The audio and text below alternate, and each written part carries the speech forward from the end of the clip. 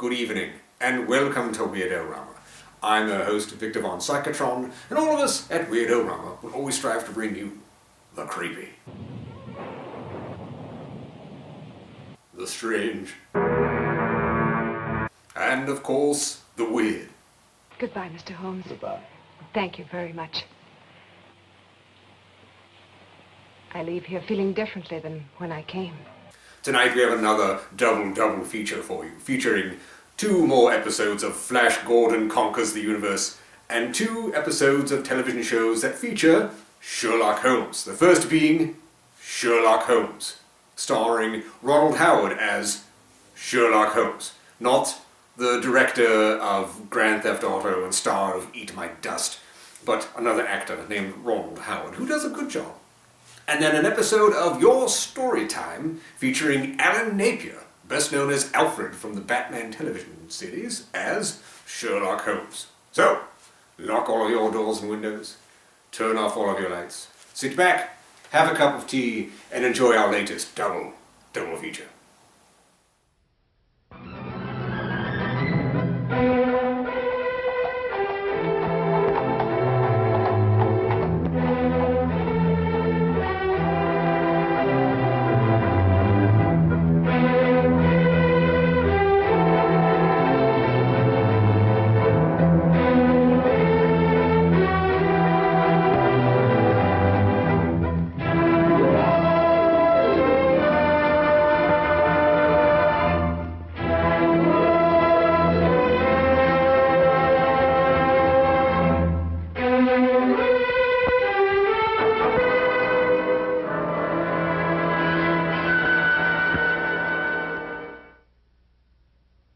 Peaceful evening. I never suspected Inspector Lestrade would shortly be accusing me of the murder of a man I had yet to meet. Do you like Dvorak? Yes, you must play him sometime. I have been. Oh. Do you care to go out? Why? Why, there's a walk somewhere. I feel restless. Why don't you read, Holmes? What, about the tigers of India? Well, it's jolly interesting, especially about the female of the species. Female of the species usually is. It says here that they often attack when you think they're going to run, and run when you think they're going to attack. Fascinating. Yes. Oh, no, really, Holmes. Now, come. The exercise will do you good. You mustn't allow yourself to vegetate and grow static. Especially a man of your former violent habits. Tiger hunting in India, horse marches, Watson. Come on. All right, then. All right. All right. But only a short one, mind. Because this is no time to go promenading. Blast. Bring my hat, will you? There you are, boy. Anything wrong? Well, look. Look, this isn't my coat. It's very like it, but it just isn't. Too small? Well, yes. Well, you probably picked someone else up at the... But... No, Well, look. There's a letter on here. Maybe it's got an address. Well, it doesn't make any sense. Let's see. 12 heroes with broken feet. Unsigned. Well, it sounds silly to me. Written by a woman and dashed off in a hurry, too. It is a bold hand, Watson. A woman of strength and character. Capable of violence, I'd say. Like your tiger's friend.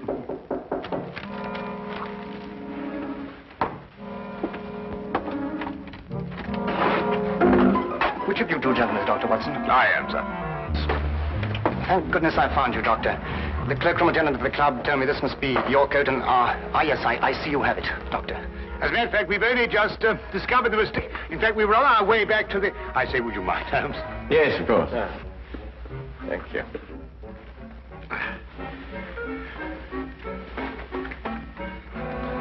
There we are. Oh! So sorry. There we are. Thank you, Doctor, and thank you. Good night, gentlemen. I'm sorry about the mistake. Good night. Good night.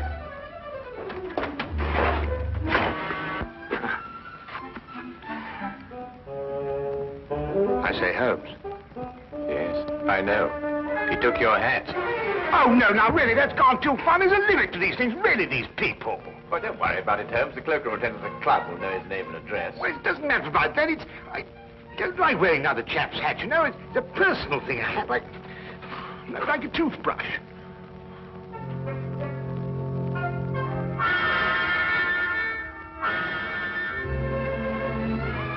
You're son of a title, I see. The family crest. Been to Russia, too. Samovar. A nice pair of icons. You know, it was beginning to rain when we came in here. I hope that chap's had the decency not to get my hat absolutely soaked. Watson. I see he composes, too. Well, someone does.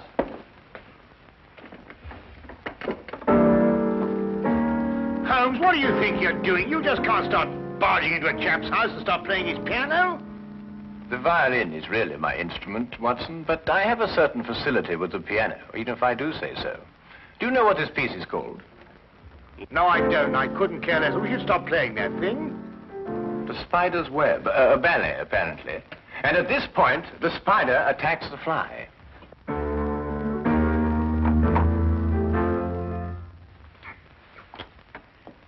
You gentlemen wish to see my husband? I'm Mrs. Chelton. How do you do? I'm Dr. Watson. This is my friend, Mr. Holmes. Oh, Mr. Sherlock Holmes? Madam, I've come here to return your husband's hat. He left it in our flat this evening. I thank you. I'm afraid my husband isn't home, Dr. Watson. Well, I wonder if you'd be good enough to ask him if, at his earliest convenience, he could return mine. My husband has other hats. Perhaps you... Oh, no. Thank you very much indeed. I'm very partial to my own. Well, I'm sorry to have disturbed you, Mrs. Johnson.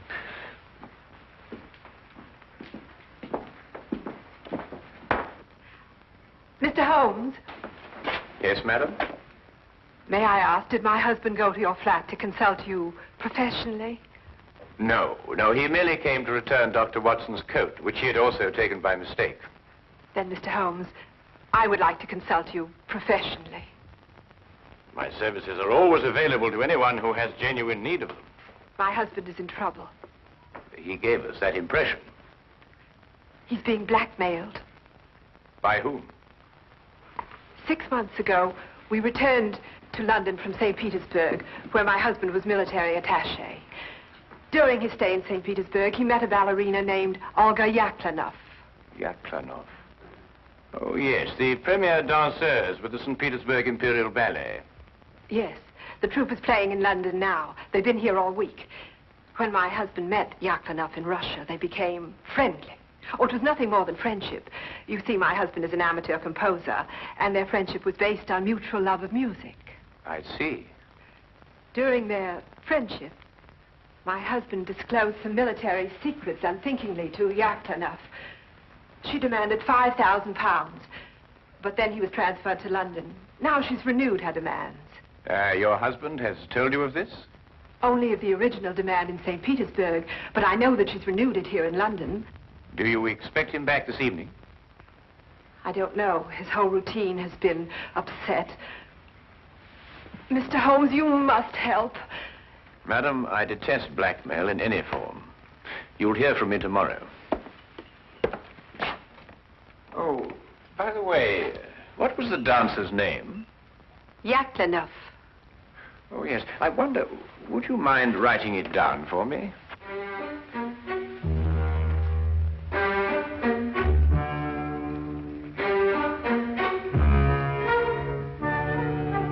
Thank you, madam.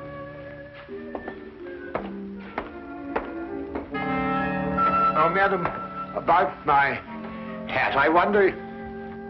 Yes, Dr. Watson? Well, no, it doesn't matter.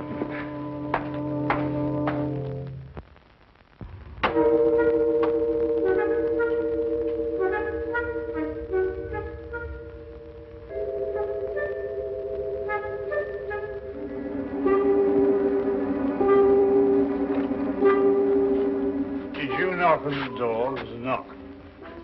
I am inside, Watson, not outside. Well, it must have been somebody else. Wasn't me. I'm inside, too.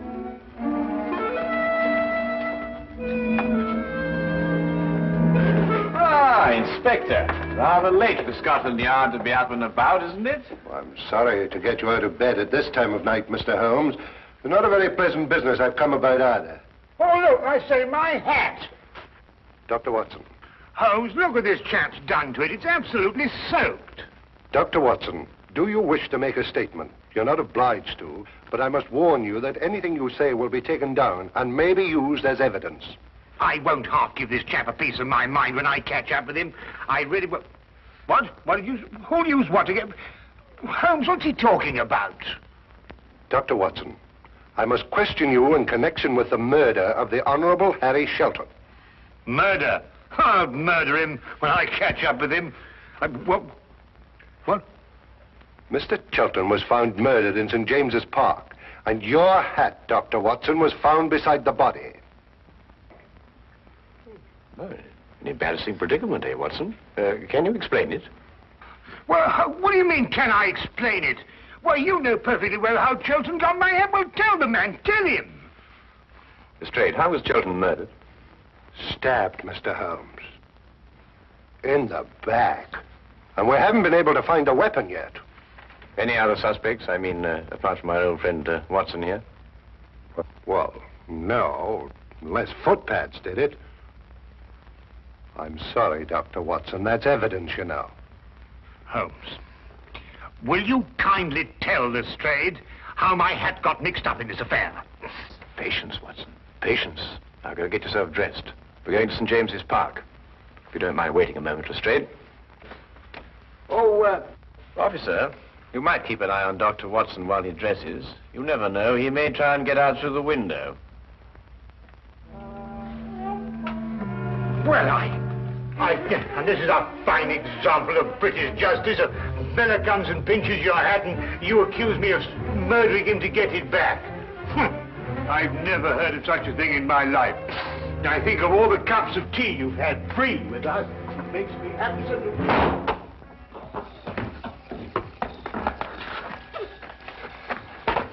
Well, the body was lying about here, Mr. Holmes. I see. You removed it immediately. Well, almost immediately. Can't have bodies lying about St. James's Park, you know. Anyhow, it was raining. Yes, of course. And the poor fellow may have taken cold. Oh, most considerate of you, Lestrade. It doesn't matter what evidence you may have destroyed.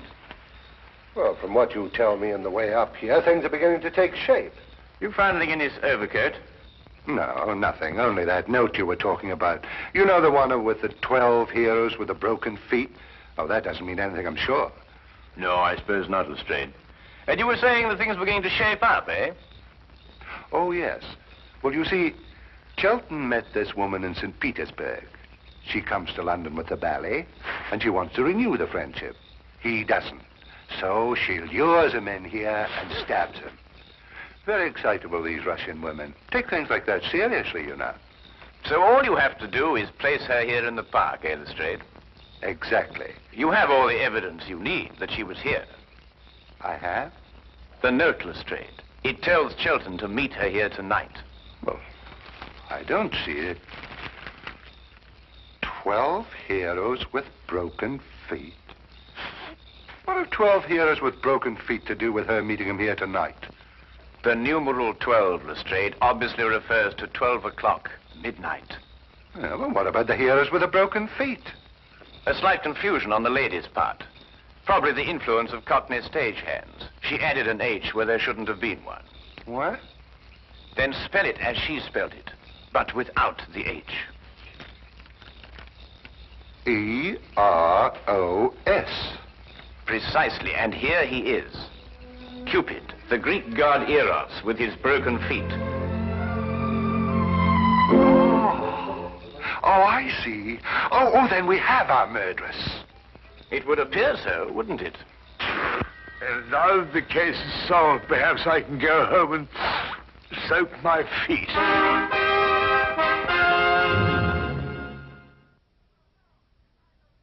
No, I know nothing. Please leave me alone. Please, you will go. Madam, I assure you... Where is Sergei? Oh, Sergei, come quick, help me. They want to hang your poor little Petrushka. Where is Sergei? Madam, we... Go away, you're a bad man. Disappear, please disappear. What is that? The spider's web. Chelton wrote it. Mademoiselle, Perhaps you'll be good enough to write as I dictate. 12 heroes with broken feet. I do not do it, I swear. He was dead already when I go to meet him. You wish to make a statement, madam? You're not obliged to do so, but I warn you that anything you say will be taken down and may be used in evidence. He's got that expression on the brain, you know. I do nothing except dance. I do not kill. I am dancer. You do not believe me. Look, I show you. Madam, please. Please, madam, I implore you. Sergei, they say I kill Harry Chelton. Me, Yaklanov. Tell them I cannot kill you in a fly. Who are you? Well, How do you harm Mademoiselle Yaklanov like this? I am Inspector Lestrade of Scotland Yard, and Madam Yaklanov... And I am Sergei Smirnov, the director of the St. Petersburg Imperial Ballet. The Tsar himself shall hear of this outrage. Then, Mr. Smirnov, perhaps you would be good enough to explain the exact relationship between Madam Yaklanov and Mr. Shelton. Madam appears to be, to say the least of it, incoherent.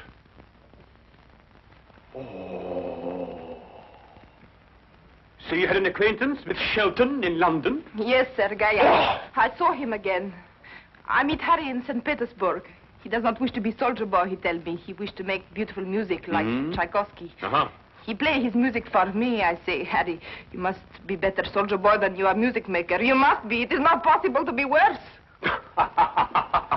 Such music, like noises in the air. He was ridiculous. Yes? Why was he looking at you like that, madam? He has written ballet since he left St. Petersburg. The spider's web, he call it. He wish me to dance the spider. No. Me, Yaklanov, a spider. It is crazy. And tonight you arranged to meet him in St. James's Park after the evening performance. Yes, to tell him it is finished. No more will I listen to his music. And did you meet him in the park? Yes, but I was a little late. It was very dark. I see Harry on the ground, dead. I see. You saw no weapon? No, no weapon. I'm frightened. I ran away.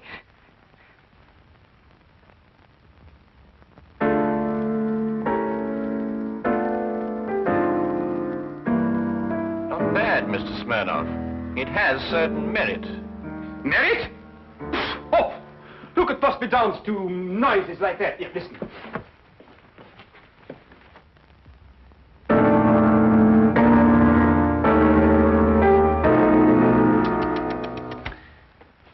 Even it is all wrong. Look, it should go like this.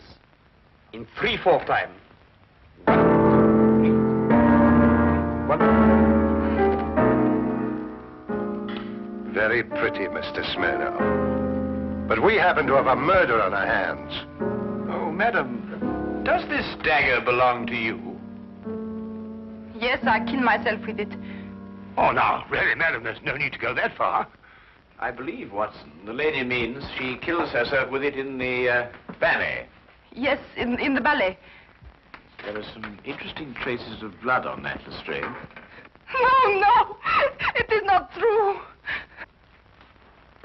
I'm afraid, madam, I'll have to ask you to accompany me to Scotland Yard for further questioning. You will go, Olga. It is only bluff. Yes, Sergei. I will dress. I will telegraph the Tsar. Himself. Personally. You will see. There may even be war. War!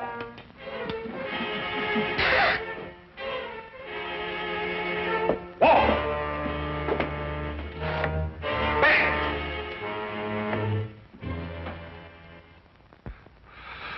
Foreigners. Women. Nobody could be logical about them. Not even Sherlock Holmes. Holmes, can't you think sitting down? This is the 3rd time I've read this page already. Yaklanov's handwriting. That's what baffles me. The hand of a strong woman. And yet you saw her, Watson. No will of her own. Absolutely no will. It's illogical. Well, the inspector seemed to think the same thing, but he's built up a pretty logical case against her with your help. Perhaps too logical. A Attack when you expect them to run, and run when you expect them to attack. You know, Chelton wrote pretty bad music. That could be a motive for murder. Thought about it myself on occasion. But this handwriting, Watson, if only I could get to the bottom of it. I say, Holmes, do you think they could let me have my hat back before the trial? I mean, the thing might drag on for days. Lestrade keeps on saying it's evidence. Nope. There's only one thing to do. Have Lestrade confront Sergei Smirnov with Mrs. Chelton. Why? Because it's perfectly obvious why and by whom Chelton was killed.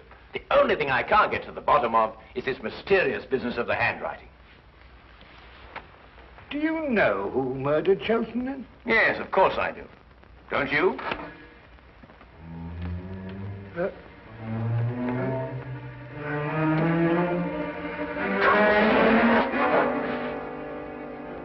Then you never met Sergei Smirnov before, Mrs. Chelton, either in St. Petersburg or London?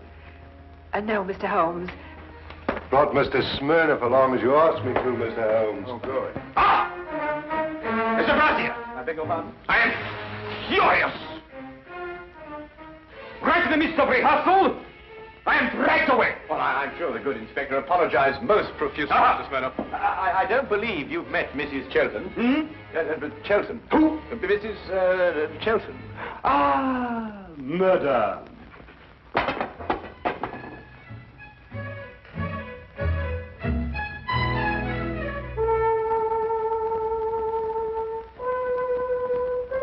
Then perhaps, Mr. Smirnoff, you'd be good enough to play the introductory music to the Spider's Web Ballet for Mrs. Chelton, as you did for us last night. Eh? Didn't it strike you as curious, Lestrade, that Mr. Smirnoff should know Chelton's ballet music, which wasn't composed until after Chelton left St. Petersburg? Well, Yaklanoff didn't show it to him. She did everything she could to hide their meetings. That left only one place where he could have learned that music. Here, in this house, at that piano, in Chelton's absence, naturally. I don't follow you, Holmes. The budding affair of the Heartless trade was not, as Mrs. Chelton would have us believe, between her husband and Mademoiselle Yaklanoff, but between herself and Mr. Smirnoff. Smirnoff and Mrs. Chelton? Ridiculous. Then how did you learn Chelton's ballet? Do you wish to make a statement, sir? You're not obliged to do so, but I warn you that anything you say will be taken down and maybe... Are these the shoes you meant, Holmes? I believe so, Watson. Mrs. Chelton, did you by any chance go out last night after Dr. Watson and I departed? No, I didn't. No, I didn't. Yet these are the shoes you were wearing. If you didn't go out, how do you account for the mud on the soles and the blades of grass? It didn't start to rain until after we left. Mr. Holmes, I don't think it's necessary that I explain anything. Do you mean she did it, or he did it, or both? Who are you accusing of murder, Holmes? Mrs. Chelton, alone. So you killed for love of me? And accomplished the double task of placing the guilt on Mademoiselle Yaklanoff. You undoubtedly found her note in your husband's pocket. To kill for love. I can understand.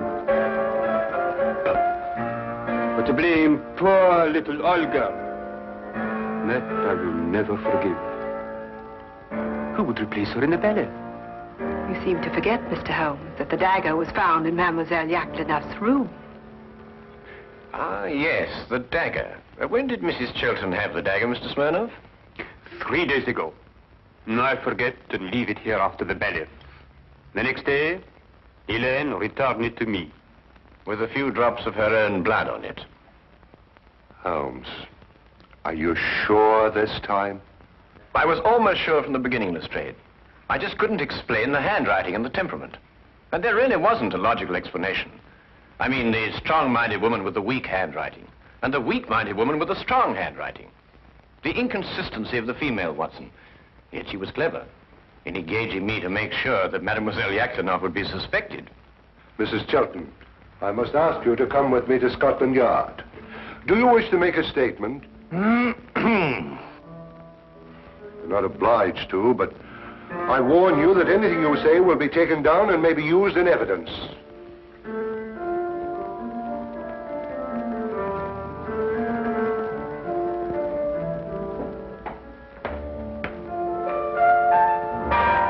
I must go and free poor little Olga from prison. She has suffered so. I shall dance so much better now. Oh!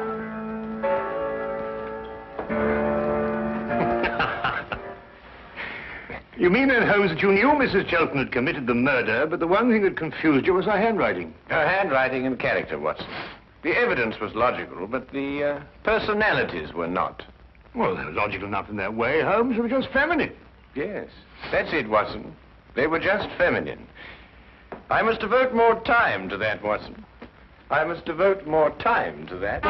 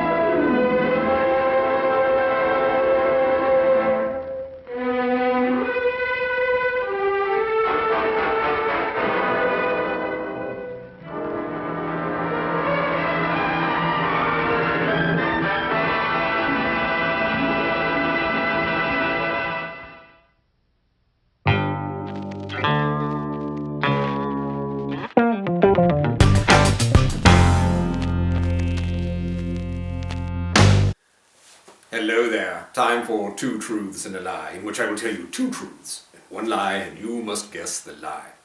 And tonight is all about Flash Gordon Conquers the Universe. First, the actors who played Flash, Ming the Merciless, and Dr. Zarkov, so Crabbe, Middleton, and Shannon, were the only actors in all of the Flash Gordon serials who played their roles in all of them.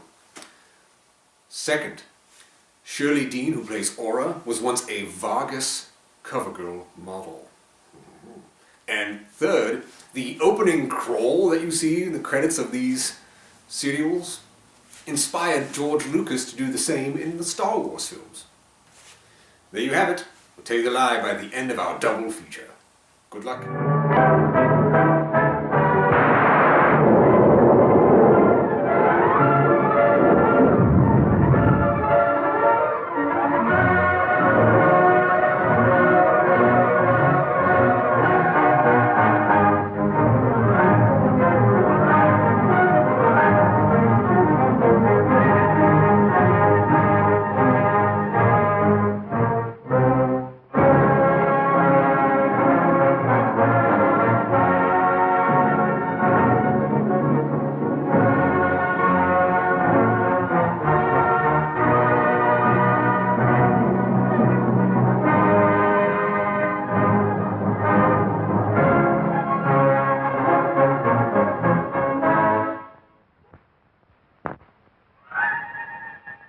Chapter 4.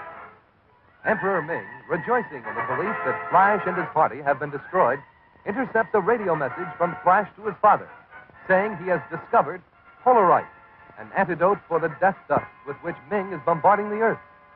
Ming, enraged and knowing his soldiers cannot survive the intense cold of Phrygia, sends Torch against the expedition with an army of mechanical men charged with explosives, which Torch can control and explode from his ship.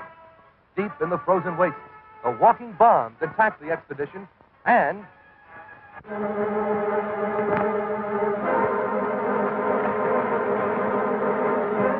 Oh, Flash, I can't make it. You've got to. It's our only chance.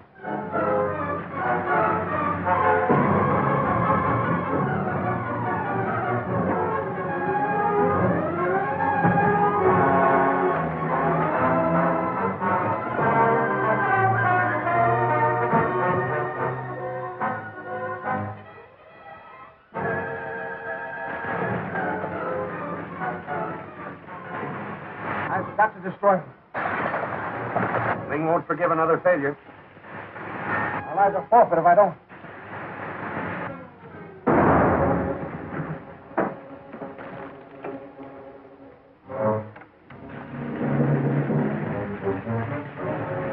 An escape from Ming when the Earthmen visited Mongo before. Ming will pay as much for Dale alive as he will for Zarkov. Careful. Don't let the Annihilation drop her.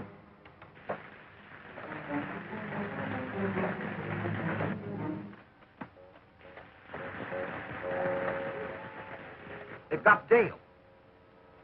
Come back! You'll be blown to atoms! Explode the Annihilation. Kill the girl? I'll get a trick or two of that.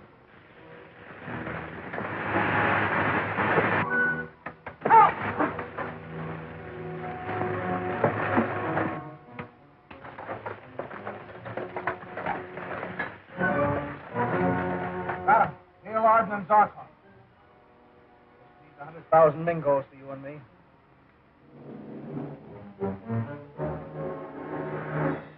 Flash! Flash!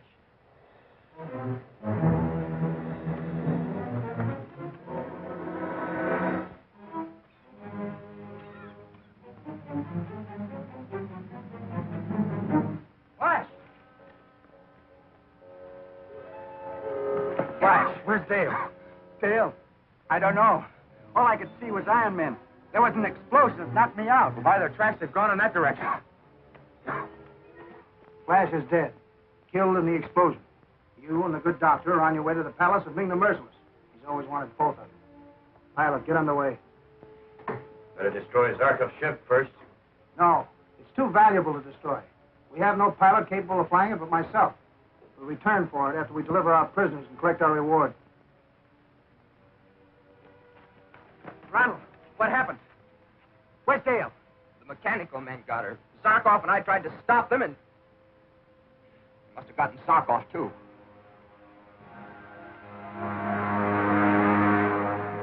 It's Ming's ship. They're carrying off Dale and Zarkov. Let's go after them in our ship. No, I can't do it. You're not going to let them run off with Dale. Dr. Zarkov. Ming will kill him. Yes, I know all that. And I love Dale and Zarkov more than anyone can know. But there are only 2 lives. While on Earth, millions of people are facing death in the path of the Purple Plague, unless Ming is stopped. Now, I've got to take Polaroid to the Earth first. Then I'll come back and settle with Ming.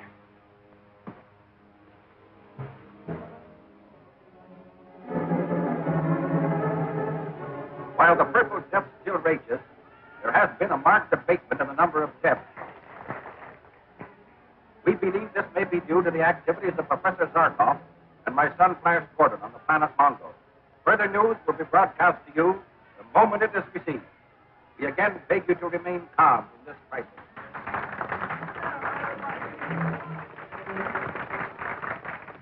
There was no need to raise the hopes of the people without some scrap of proof.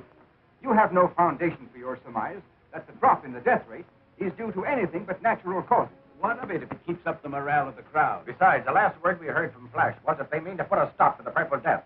And when Zarkov and Flash undertake a thing, I don't have to. Yes? Your son Flash is calling on the radio. Come quickly. Flash?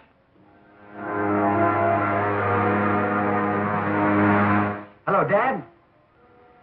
Yes, we found large deposits of polarite in the kingdom of Phrygia, far north of Mongo.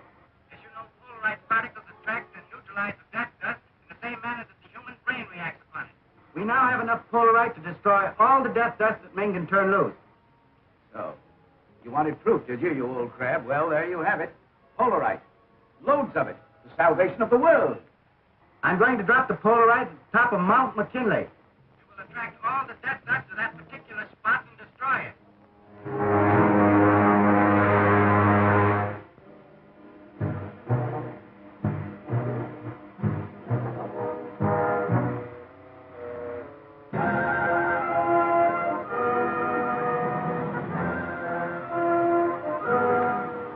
Already, Roper. Getting close in.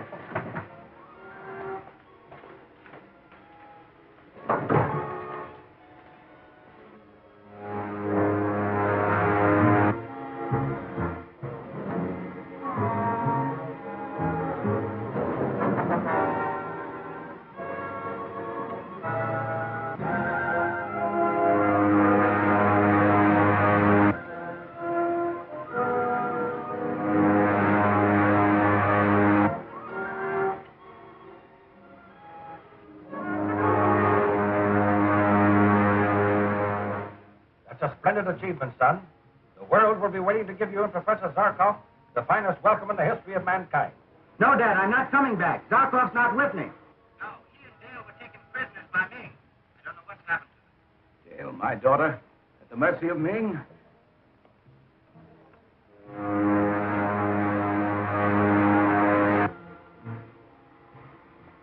All right's unloaded. Good. Now we'll start back after me.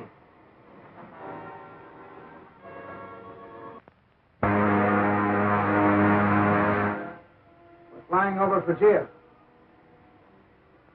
You're going to have a job getting into that rocket ship before you freeze to death. Look. The very ship we're looking for. Some of them must have survived. We've got to shoot them down. Spaceship diving at us.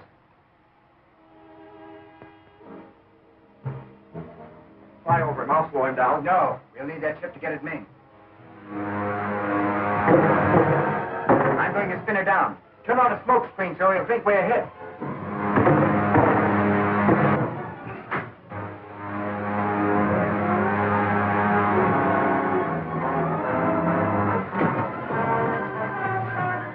Leave the smoke screen on.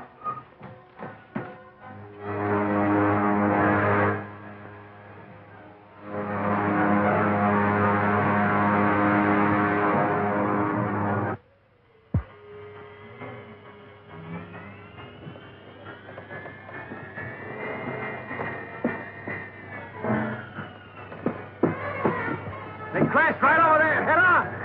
I can't stand this close to air. Takes my breath and mine. We've got to get to that ship. It's on fire. Hide in that after locker.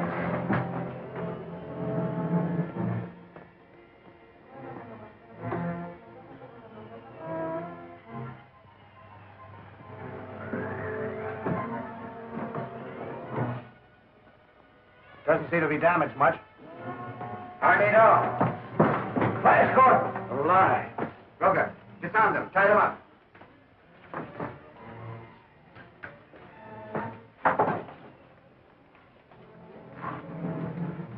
What are you going to do? Take your ship into Ming's palace. Then you're going to give the password that opens the gates to the spaceport. Patrol ship coming in for landing, sir.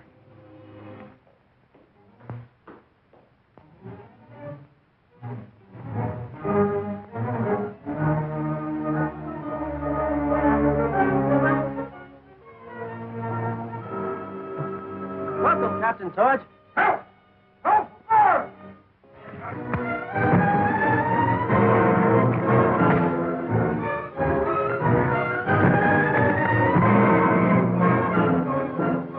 Don't shoot. We'll have them all down here on us. Help! Help! Fire!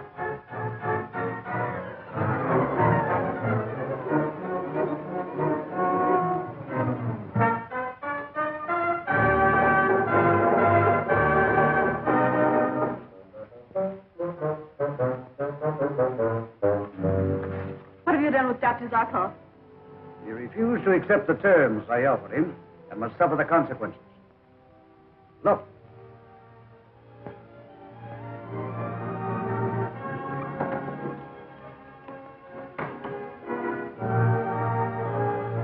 You still have a few moments to reconsider your decision, Dr. Zarkov. The hands of the clock point to the 11th hour. It will automatically release my destroying ray. I have made my decision, Ming, and you cannot alter it. You're determined to go through with this murder. At least let me join him down there. And lose the bride that I have waited for so long.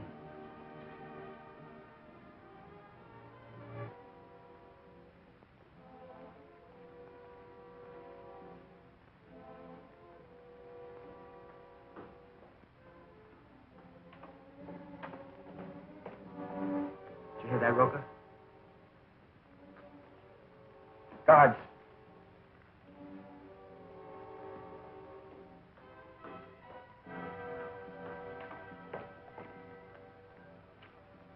The Emperor is sacrificing the Earthman to the destroying ray. We can see from the window that overlooks the arena.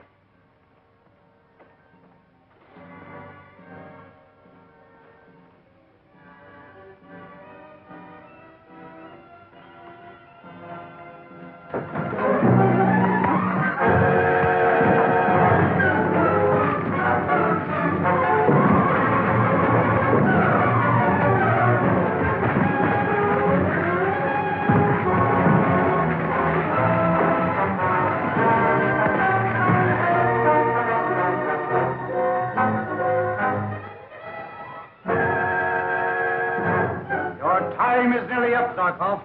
Accept my terms and I will save you.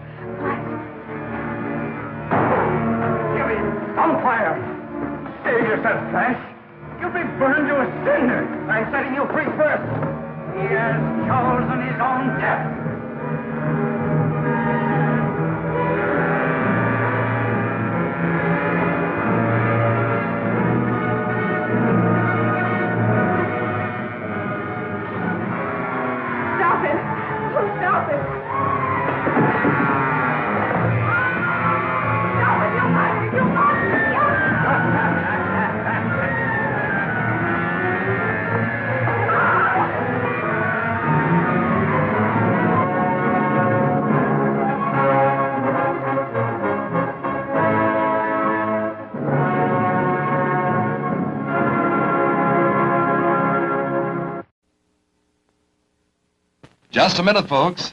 Yes, that's all it takes to visit our refreshment counter in the lobby. There you'll find popcorn and an assortment of popular candy bars to please every taste. Try one of these delicious candy bars. Big Time, Butternut, Milkshake, Payday, topped with Hollywood's super rich coating of the kind you like best. They taste wonderful, they're delicious, they're nutritious. Get one at our confection counter in the lobby now.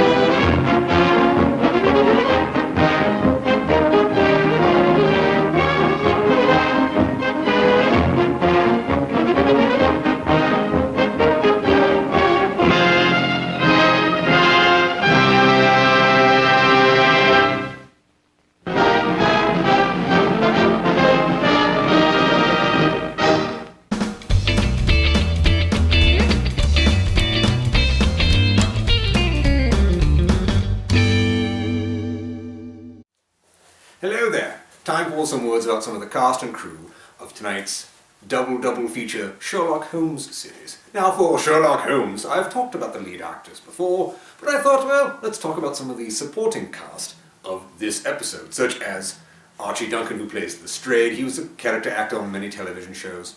He was also in Sword of Lancelot and X the Unknown, a fun movie there. Eugene de Clean's, he plays Sergei, and he was a character actor all over television. Did not do a lot of B-film and horror film work, but he was all over television in this time.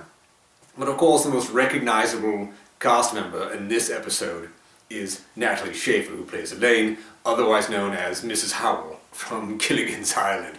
Of course, she had a magnificent career on that show alone. And she was all over television.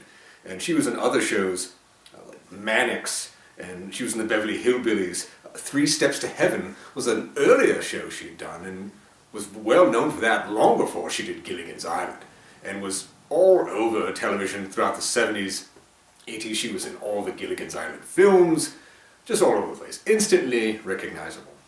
Now for your story time, we have Arthur Shields, who plays the bookshop man, the narrator of the show.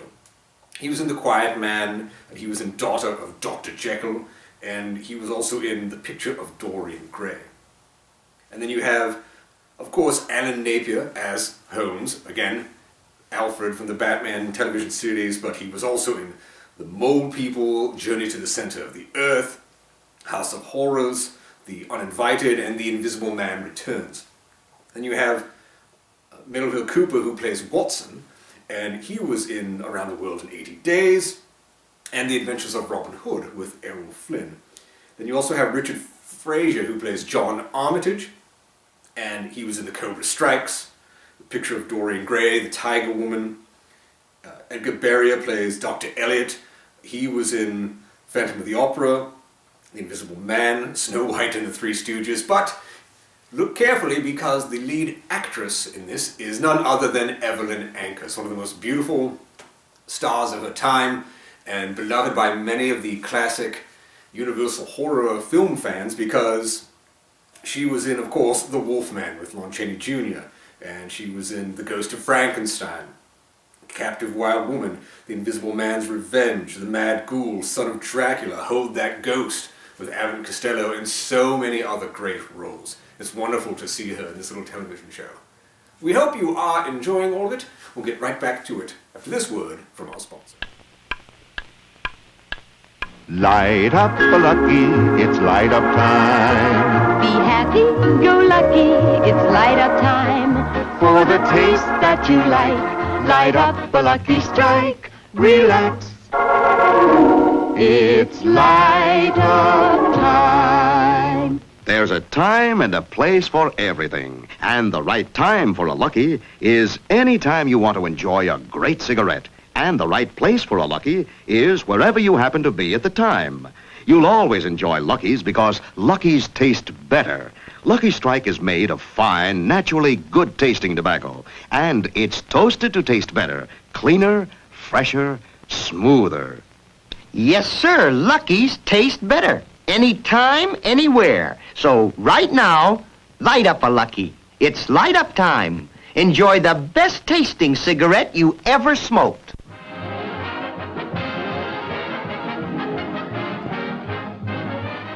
Lucky Strike presents Your Show Time.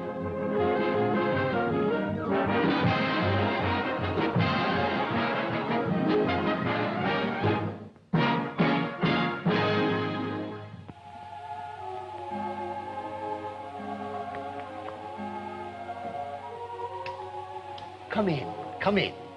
It's time again for your showtime. The hour for another story.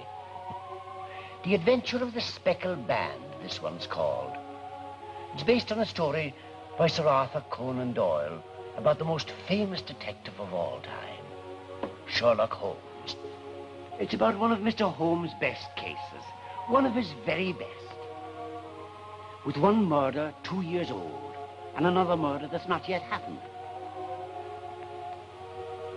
The beginning of this adventure wasn't at all unusual. At least, not for Mr. Holmes. Just a knock on the door of the bachelor quarters that he shared with Dr. Watson. A knock on the door by a stranger, of course.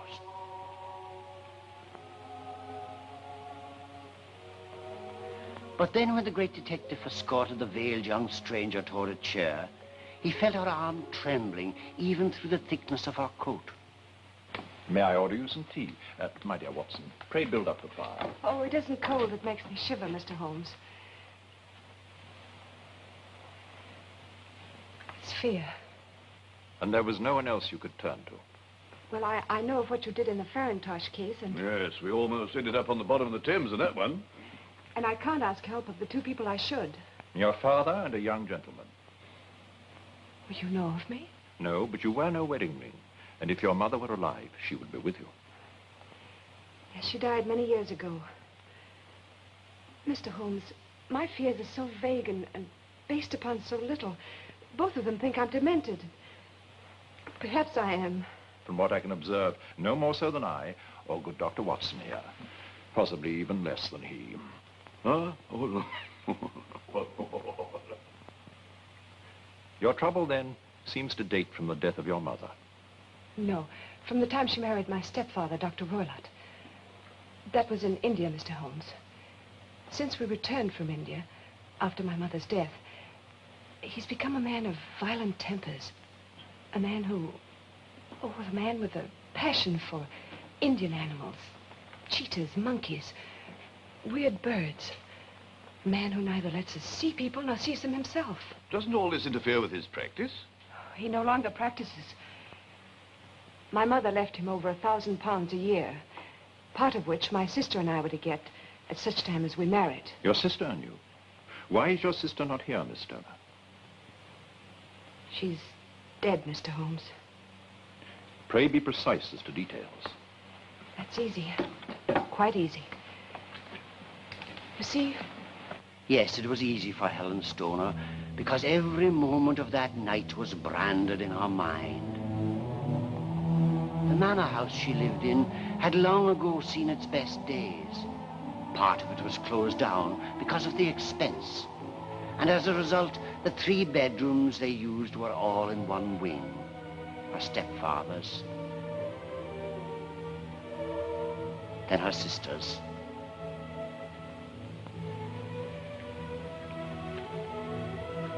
And then her own. That particular night, Dr. Roylott had retired early, but her sister seemed strangely disturbed and stayed in Helen's room until late, talking about her coming marriage. Then, just as she was leaving...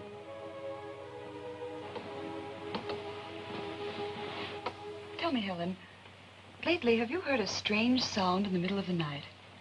Why, no, Jean. Why? Well, I have. It awakens me each time, a low, clear whistle. But I can't tell from where it comes. Probably those gypsies camping near here. Well, then why didn't you hear it?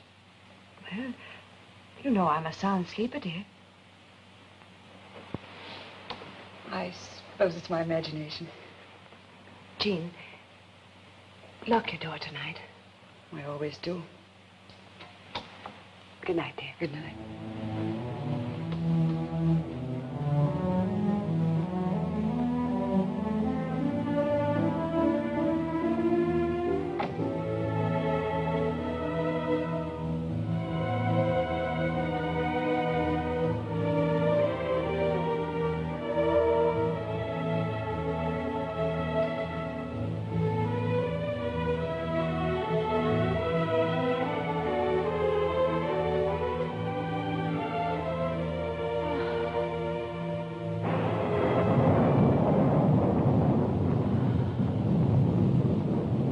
long time Helen couldn't sleep that night.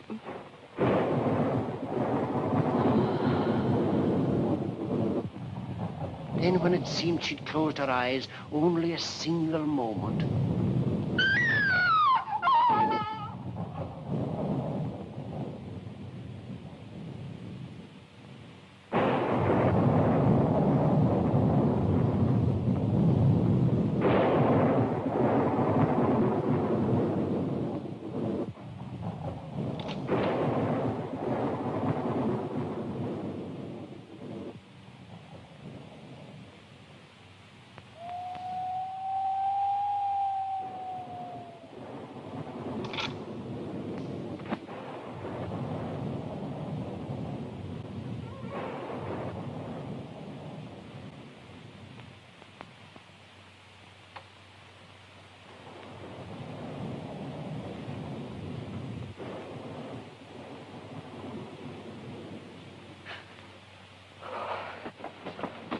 Helen, the speckled ant.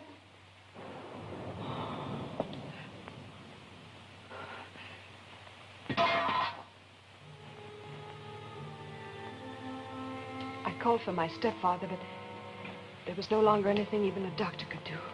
Are you sure of the whistle and the metallic sound? Well, At the time, I was certain I heard it. But there was the storm and my own terror. Could a thief have... The only entrance to any of the bedrooms is the hallway door. Stout oak, Mr. Holmes, 3 inches thick. Perhaps the windows. The shutters are framed with iron bars. They were closed and locked. And the walls? The walls are solid masonry. Flooring without a break. The room was a sealed box, then? Yes. And the inquest? They found nothing. There were no marks of violence on her. The coroner called it fear and nervous shock.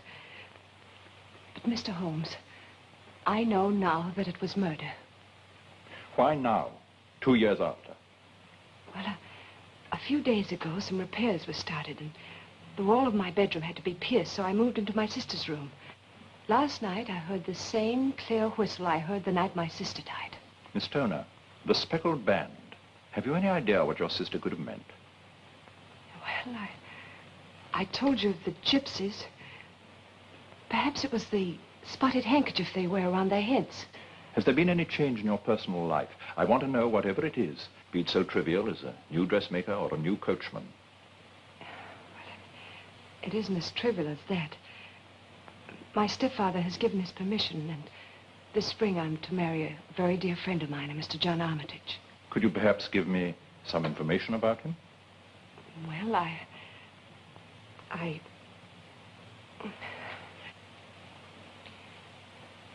He's the man who was engaged to my sister before her death. For a long time, we denied our feelings, even to ourselves, but then... If she knew, I think my sister would want it so. If I were to come to your home, Miss Turner, would it be possible for me to see those rooms without anyone knowing? Why, yes. My stepfather left the house quite early. He said he'd be gone all day. Splendid. Then you can expect to see us early in the afternoon.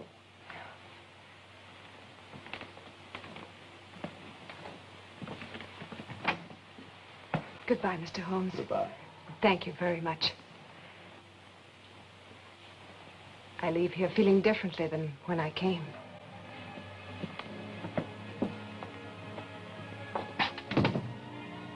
I only hope I may justify that faith, my dear Watson.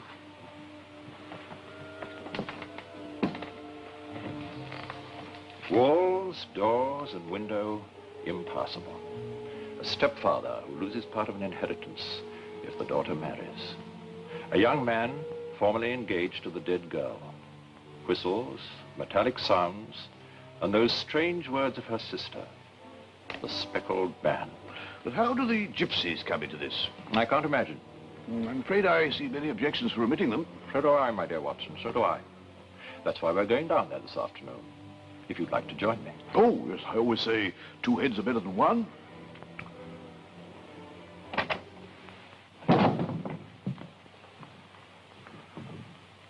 Which one of you is Holmes? My name, sir. I am Dr. Rylott. Indeed.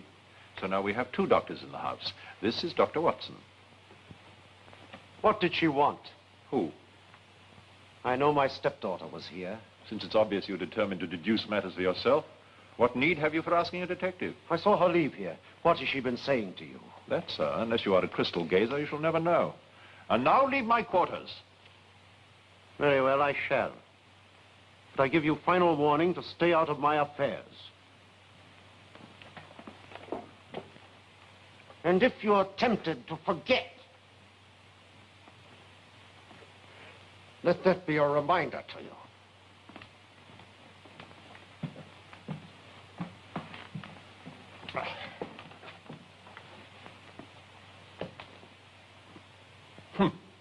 I fear I am now liable to forget. What an extraordinary fellow. He just spent it. Oh. How on earth do you do that?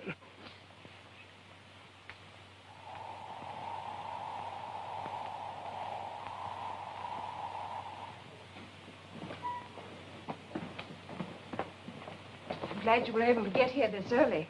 It will give us some time before my stepfather returns. Unfortunately, we had the pleasure of meeting him a few minutes after you left. He'd followed you. Well, what will happen? Well, we're here now, Miss Turner. However, As we don't know how much time we have before he returns, we'd better make the most of it. Well, what would you like to see first? Your own room. The one you slept in till recently. Right this way.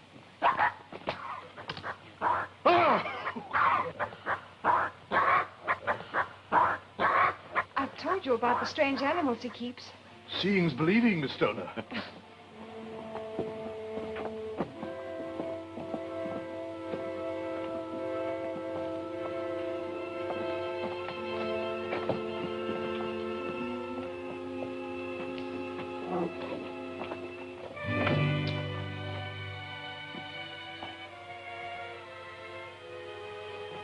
Is that the sole work being done here? Nothing else in the whole house.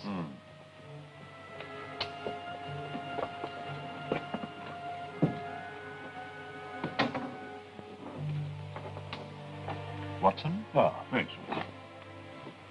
Was there any reason given for this?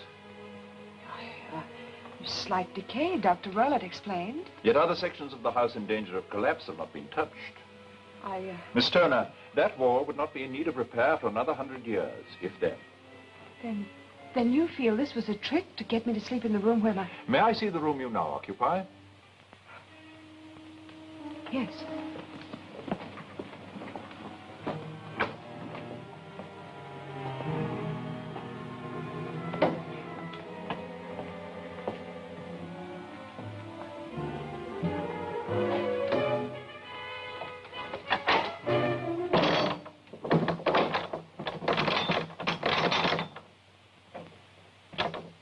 Are these the same shutters as when... Yes, they were always there. Yeah.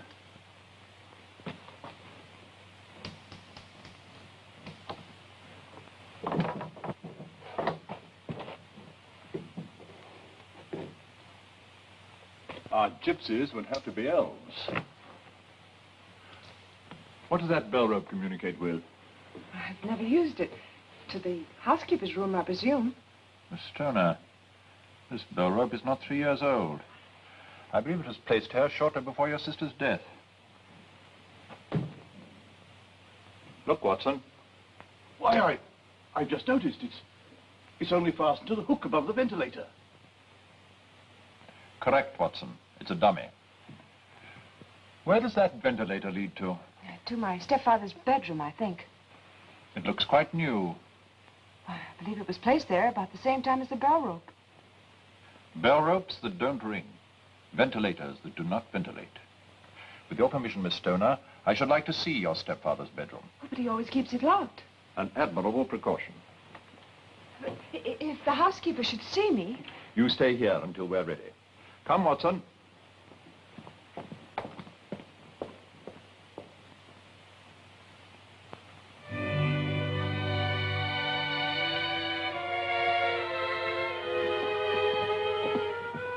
Watson.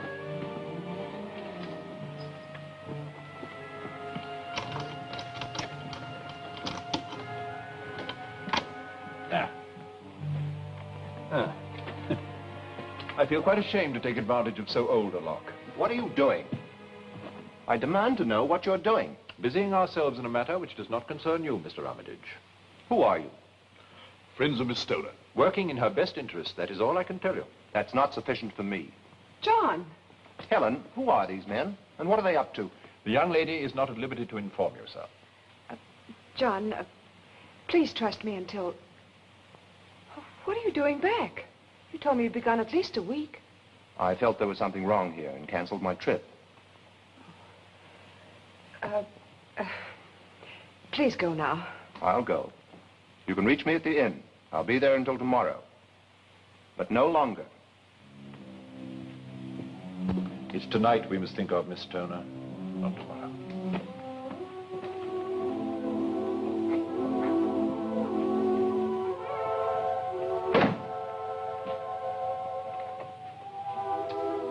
Miss Stoner, that safe, have you ever seen it open? Just once. It was full of papers. Not a cat? That's for the cheetah he keeps, which, after all, is just a big cat. Yes, but hardly likely to be satisfied with a saucer of this dimension. Well, how about that? Ideal for a cheetah, I'd say. Well, except for the loop at the end. except for the loop at the end.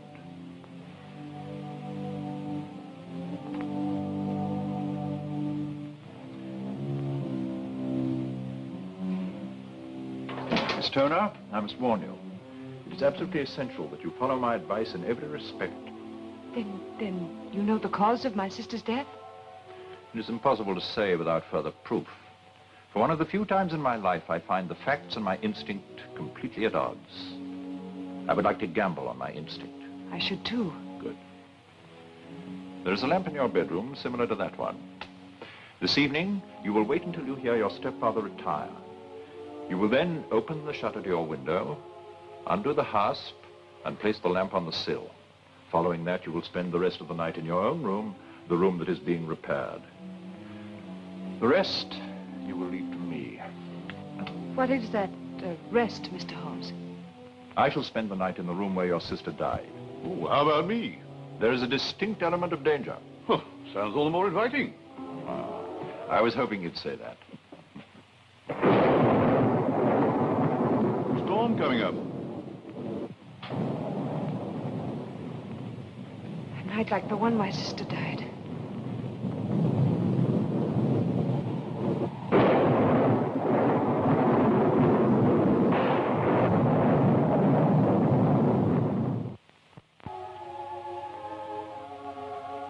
You know, on many an occasion, I've imagined and wished myself Sherlock Holmes. In his world, a fact was a fact, not a balloon made of the fragile tissue of hearsay blown up by the winds of rumor. But I must say that this is one night when I'm glad I'm in the present. I'm not standing outside that house waiting for this, and possibly death, in whatever terrible and incalculable form it might come.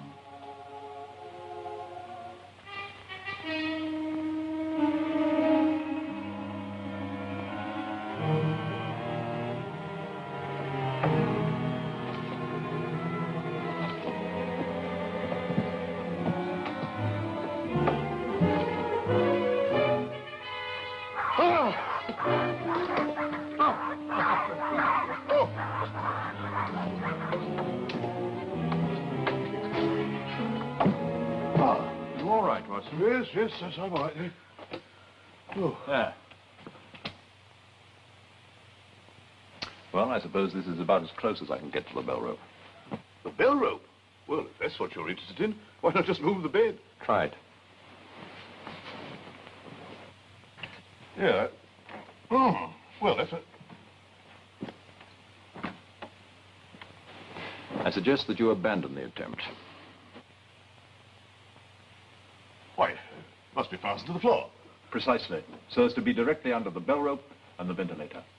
But that opening so small, no human being could get through. Correct. Holmes, I suspect we're just in time to prevent some horrible and subtle crime. Correct again, my dear Watson. Pray turn down the lamp.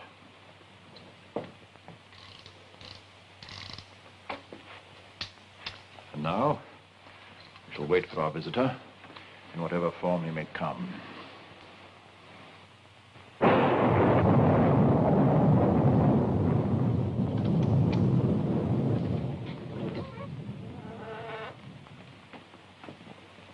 Yes, Mr. Armitage?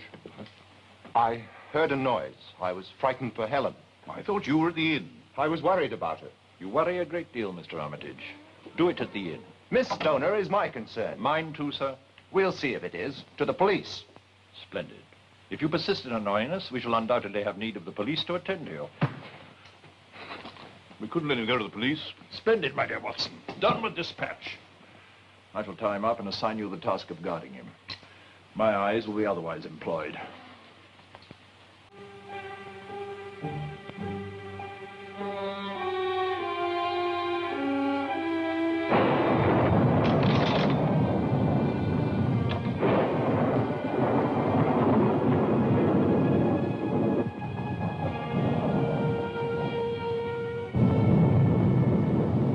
Never fear, Holmes. Eternally vigilant.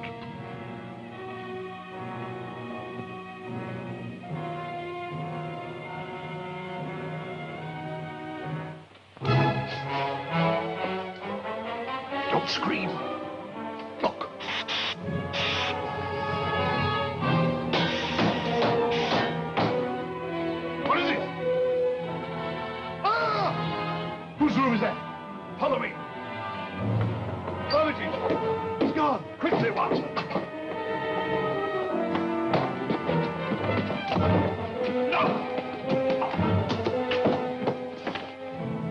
band.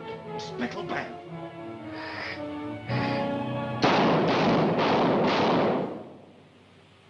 Swamp adder. Roylott must have died within 10 seconds of being bitten.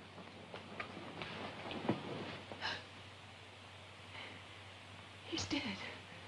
The best solution, Miss Turner. Otherwise, he would have killed you.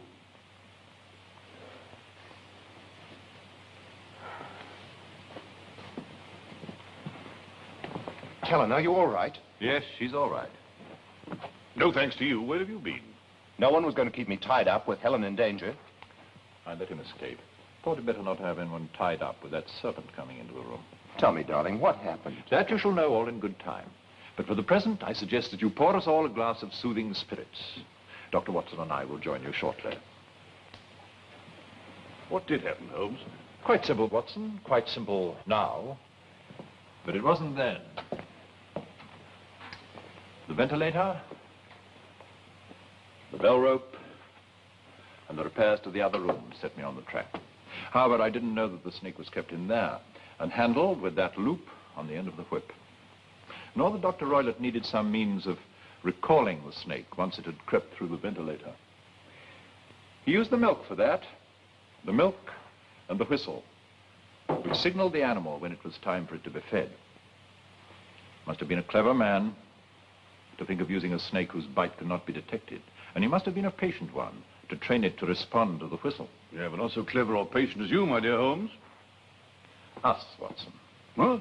Oh, well, if you say so, yeah.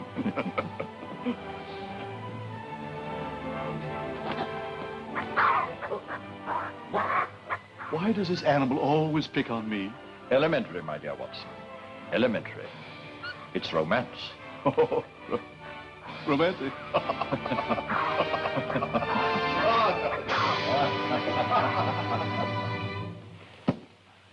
Well, it had me fooled. I'd forgotten that the gypsies had no more to do with it than the meddlesome young man so intent on becoming a hero. However, I suppose that's why I'm a bookshop man and not a great detective. I just like to read about such things. See you again next week? I hope so.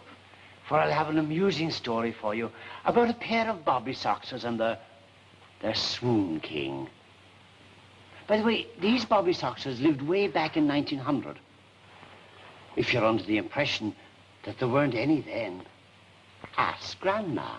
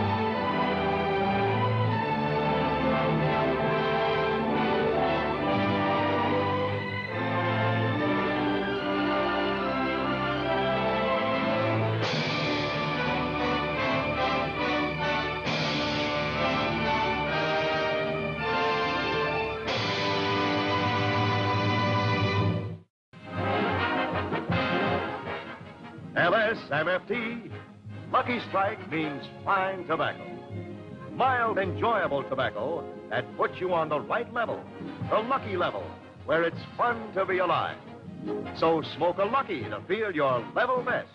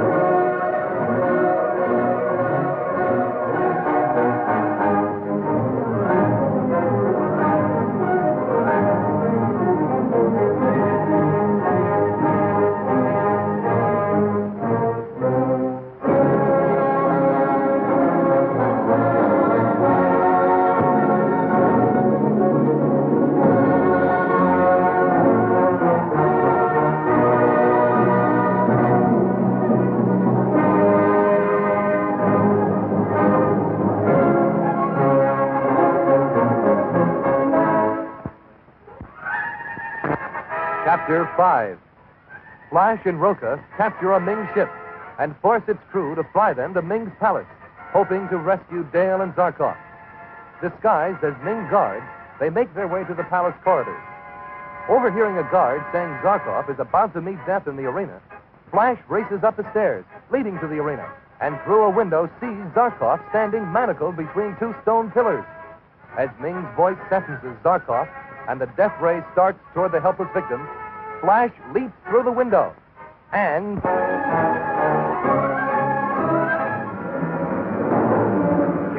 Don't fire! Save yourself, Flash. You'll be burned to a cinder. I'm setting you free first. He has chosen his own death.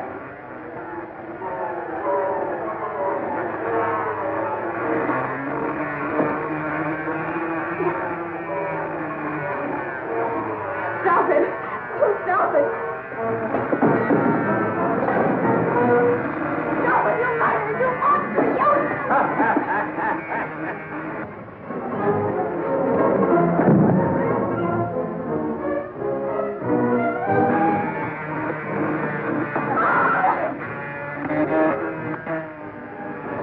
Roca, the clock. Destroy it.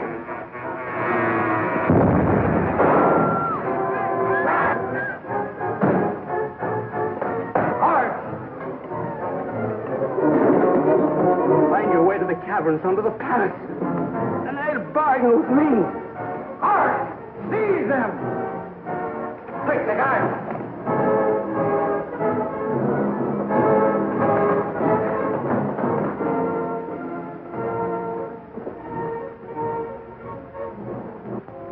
Have Zarkov brought to me at once.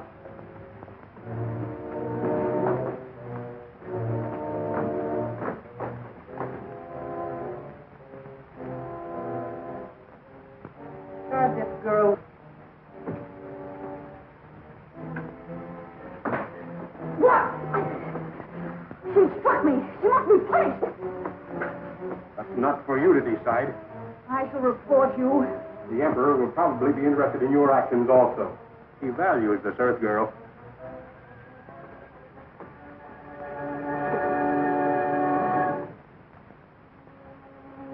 We're going to be friends, aren't we? I hope so. I'm a prisoner, too, from Arborea. Do you think you could help me find some other clothes? I have those that I wore when they captured me. Could I have them? Yes. And I think they'll fit you, too.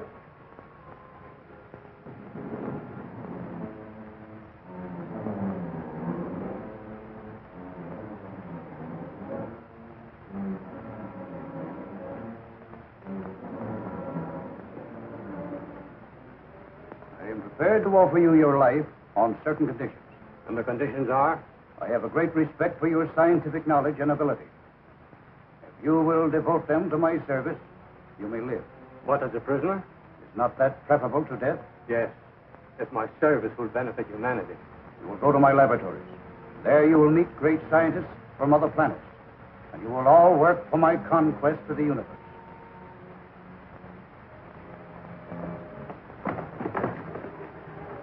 No one following us now? No. Got to find the entrance to the cavern. Hurry.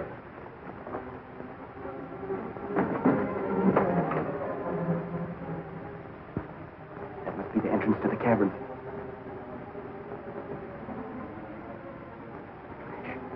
We can use those uniforms.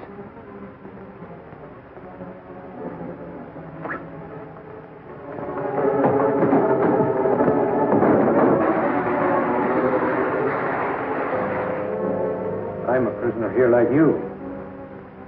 But I will devote all my energy to breaking Ming's evil power. You must help me. I will.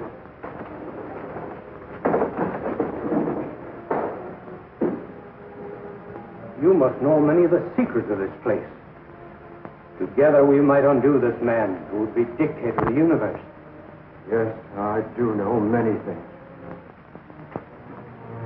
This will make a good disguise. Yes, I was counting on that. Radio phone, huh? May come in handy. Now let's hide those guards and try and find Dale.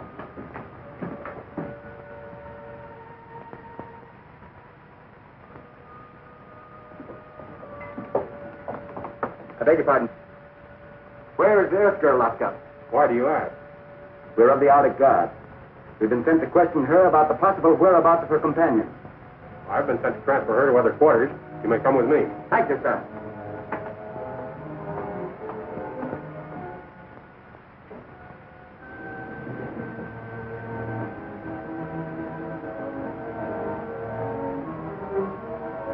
I've come to take you to another room. But first, this guard will question you.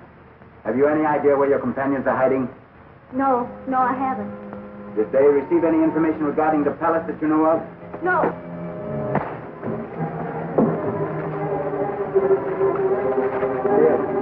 Here's an order for your release. Now for a place to hide him. Hide him in there.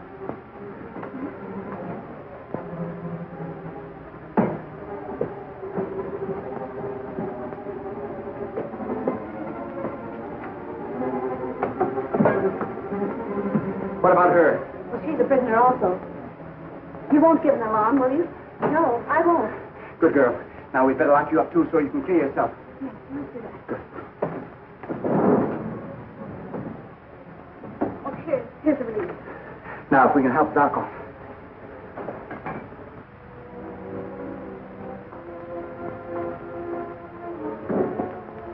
She is to be taken in to Dr. Zarkov. I wish to question each and the others present. It does not say she should be admitted to the laboratory. Nor does it say she shall not be. It is an order for her to be moved. Where is a matter for my discretion.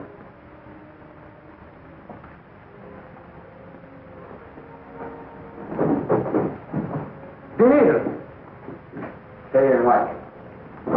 Why did it bring you here? You'll have to ask my escort. Flash! How did you do it? It's a long story, Zarkov. What about him? He's a friend. He'll become an ally. But tell me about the polar egg. I landed our shipload on Earth. Thank Providence for that. Now, come on, let's get out of here. No. You're not going? No. We could only hide in the caverns. I can do far more here to assure our eventual departure. With the aid of Khan here, I hope to be able to counteract some of Ming's defensive mechanism. That will lay him open to attack and aid our cause. If you're determined to stay, we can keep in contact with this radio phone. Yeah, I'll ascertain its wavelength. There, Flash. I've set it in a very low wavelength, and I'm making another radio like it. Good. Then we can keep in touch.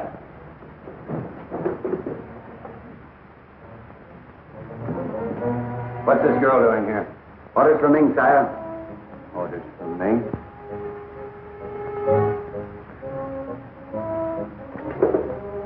Guard, arrest this man. This will bring me a promotion. Hold him here till I get Captain Torch. He's Flash Gordon, our most dangerous enemy. If he's so dangerous, I'll shoot him down right now. No. You must let Captain Torch take him to Ming alive. Hold him here. I'll hold him.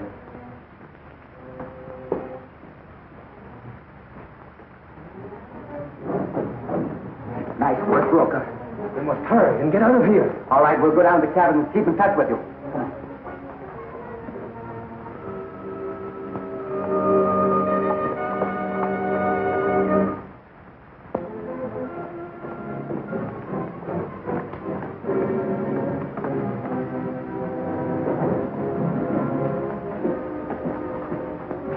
Where's Gordon and the girl? Gordon? You mean Flash Gordon? You know I do. Where are they? I'm sure I don't know. He's lying. They were both here. Where's the guard I left? He went out. There's evidently a conspiracy here. I shall report this matter to the Emperor Ming.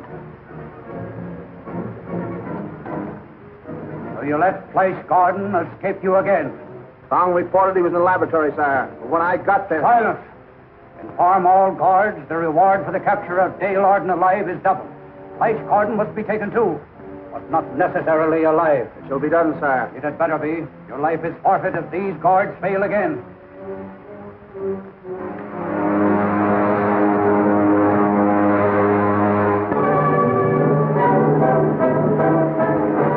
Hello, Flash. It's the fleet of Baron's ships. Coming this way. Oh, good old Baron. I knew he wouldn't fail. Tell them that now is their chance. All defense mechanisms of space courts will be switched off as the guards are being reinforced. Hello, Flash. Find the Ming ship you came. But Dr. Zarkov, I tell you, we're not going without you. You go with them. No need for both of us to stay. We'll communicate by radio call. But how can I get out of here? Long ago, I prepared a disguise for my own escape. You may have it. Hello, Flash. I'll meet you at the space court. Good. He's coming with us. Hurry.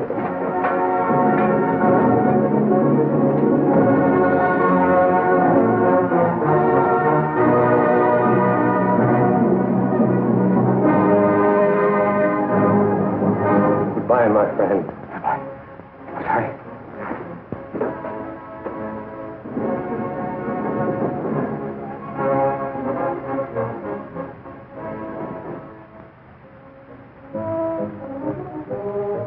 What makes you think Flash Gordon may try to escape in this ship? He came here, and he'll figure it's his best chance to escape. I hope he does. That your fire chemical works. It will. That'll be the end of Flash Gordon.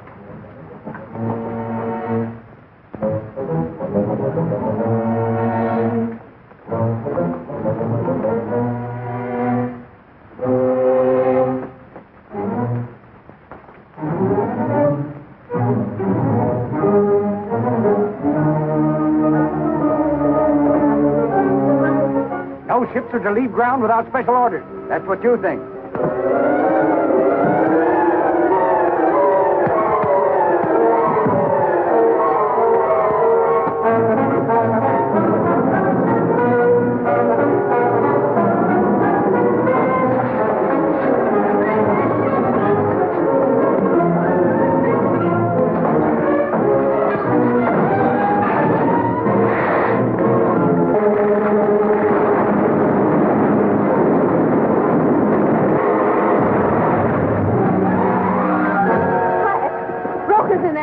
On fire.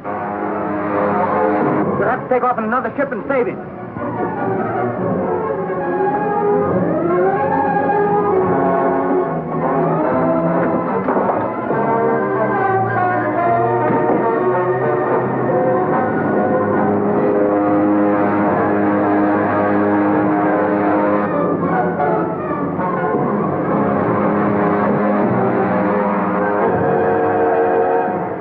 Take the controls.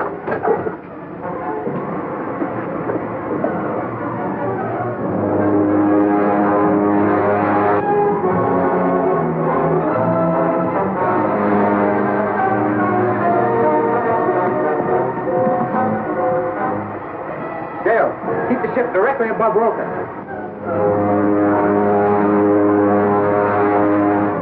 Zarkov, when I get down to the other ship, cast off and circle under me. All right.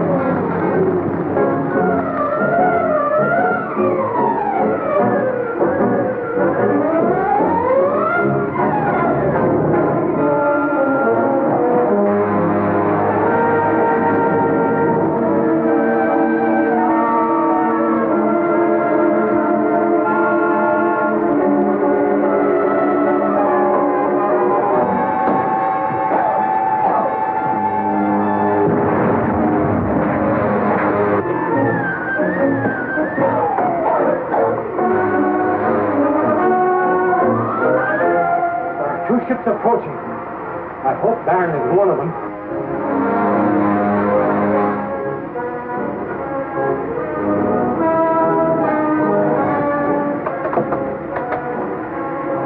immediately abeam. Those within, destroy it. We'll attack this side. Ship number 5, acknowledging general order from Prince Baron. Don't forget this is the Ming ship. Better try to get him on the radio before he attacks us. Hurry.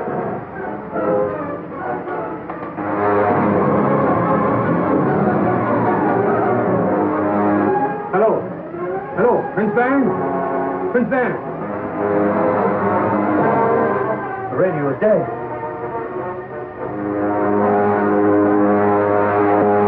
Position noted and approved. Use your destructo ray. We're heading in at once.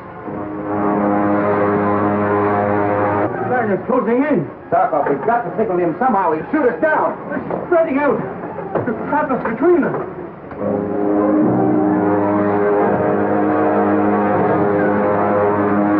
Open on them.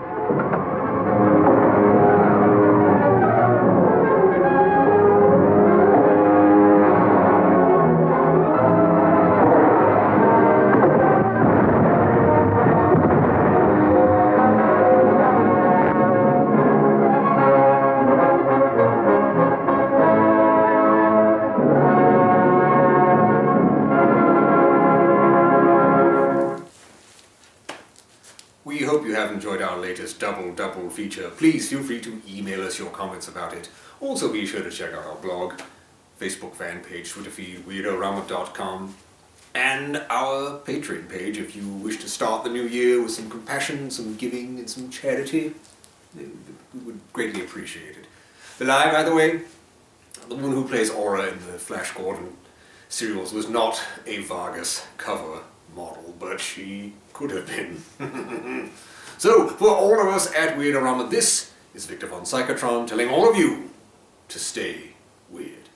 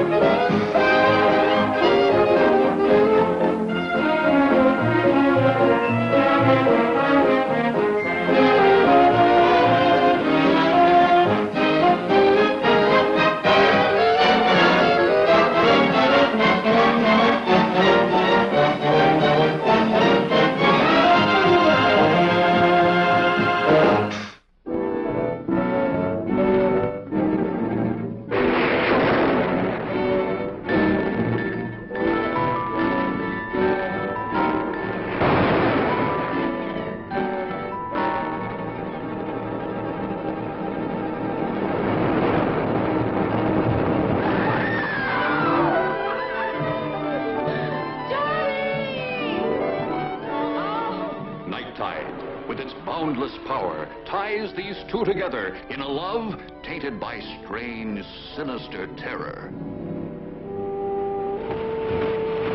The siren song of the sea, pulsating like a bongo beat, calling, driving the sea people.